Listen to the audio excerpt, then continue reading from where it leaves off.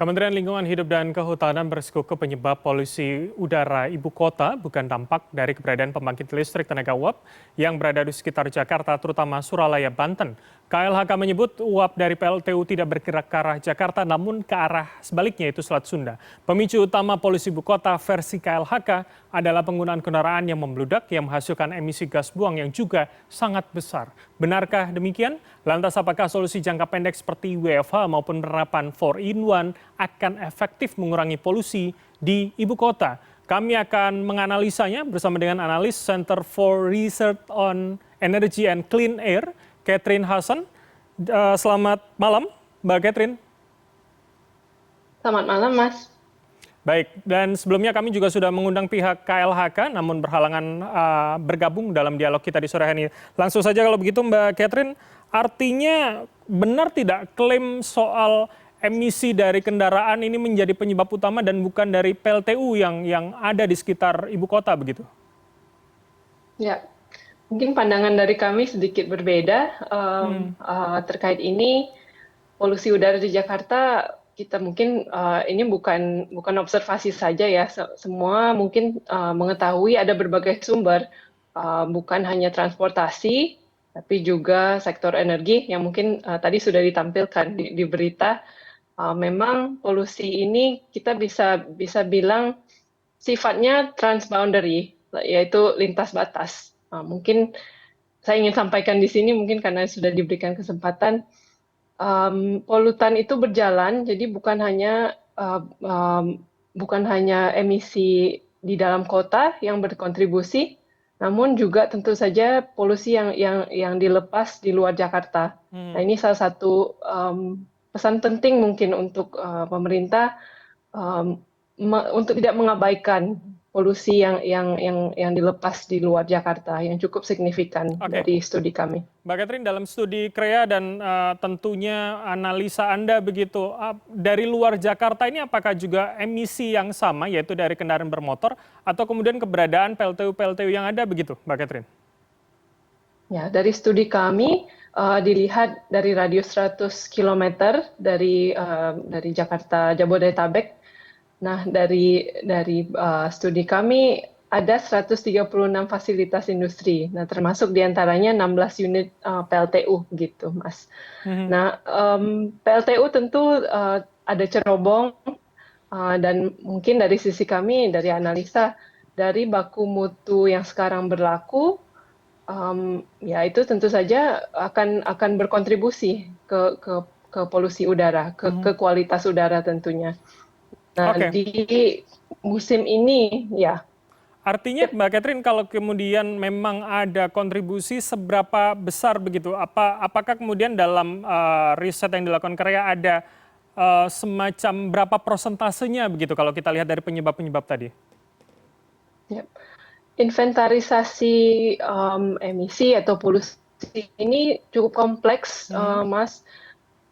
Kami belum ada persentase yang tepat. Nah, itu tadi ini permasalahan yang bisa ditanggulangi.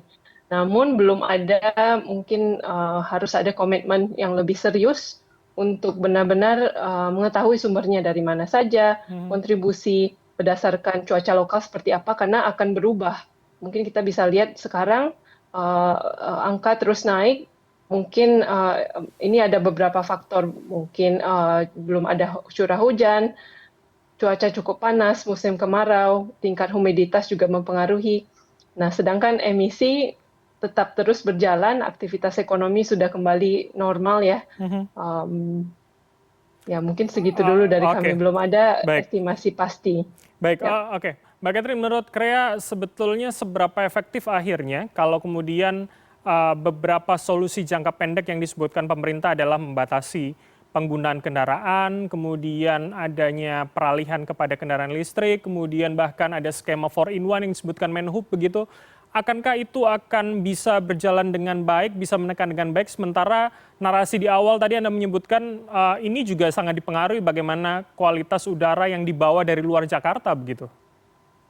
Ya, mitigasi atau intervensi pemerintah, khususnya di sektor transportasi, tentu sangat baik, Mas, dan pasti akan berpengaruh. Namun dari studi kami juga ada melakukan analisa dari WFH yang diterapkan di masa pandemi, bagaimana perubahannya terhadap tingkat emisi atau tingkat polusi di kota-kota besar di Asia Tenggara. Indonesia salah satunya tentu Jakarta.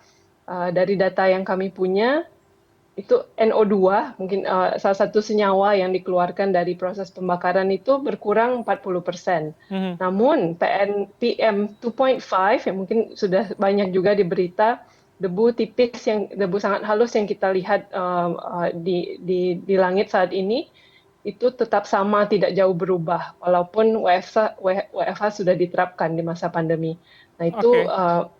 implikasinya ya salah satu alasannya karena transportasi bukan satu-satunya sumber atau penyumbang dari polusi. Oke, artinya kalau kemudian dari perbandingan-perbandingan yang Anda sebutkan tadi, hanya berdampak seberapa besar kemudian ketika nanti dilakukan WFH, berkurangnya aktivitas warga di luar dengan kendaraan pribadi yang kemudian dituduh menjadi penyebab utama begitu sejauh ini? Pandangan dari kami mungkin tidak akan seefektif yang mungkin kita harapkan ya, Mas. Dan juga kita tahu polusi udara ini masalahnya tidak bisa langsung hilang karena ini multisektoral, lintas batas juga, emisi dari provinsi lain pun akan mempengaruhi.